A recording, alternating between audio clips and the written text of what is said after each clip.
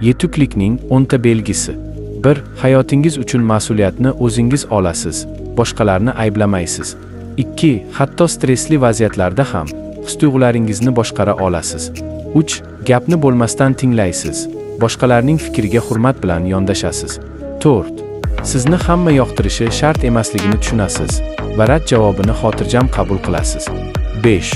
Kechira olasiz, lekin saboq chiqarasiz. 6. So'zingizda turasiz, hatto noqulay bo'lsa ham. 7. Shikoyat qilmasdan muammoni hal qilasiz, chunki aybdor emas, yechim izlaysiz. 8. Vaqtni qadrlaysiz, o'zingiznikini ham, boshqalarnikini ham. 9. Mukammal sharoitni kutmaysiz, bor narsadan boshlaysiz.